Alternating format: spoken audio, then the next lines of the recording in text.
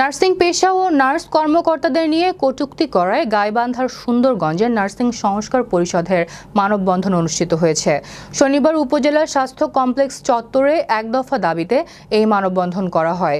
মানববন্ধনে বক্তারা বলেন, নার্সিং পেশা ও নার্স কর্মকর্তাদের নিয়ে কটূক্তি করায় মহাপরিচালক মাকসুরা নূর সহ নার্সিং ও মিডওয়াইফারি অধিদপ্তর এবং বাংলাদেশ নার্সিং ও মিডওয়াইফারি কাউন্সিলের সকল নন নার্সিং প্রশাসন ক্যাডারদের অপসারণ এবং উচ্চশিক্ষিত, দক্ষ ও অভিজ্ঞ নার্স কর্মকর্তাদের পদায়ন নিশ্চিত করতে হবে।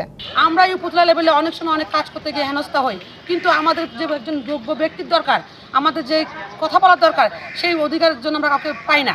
আমরা বলতে গেলে আমাদেরকে অমুক জায়গায় যেতে, তমুক জায়গায় যেতে। উনি একজন অধিদপ্তরের প্রধান মহাপরিচালক, ওনার কাছে যদি আমরা দাবি দেওয়া নিয়ে যাই, উনি যদি আমাদেরকে ছোট করে দেখে, তাহলে ওরকম ব্যক্তির আমাদের দরকার নাই। ওনাকে পদত্যাগ করবে এবং আমাদের নার্সিং পেশার থেকে যারা যোগ্য ব্যক্তি আছে তাদেরকে ওইখানে পদত্যাগ বসাইতে হবে।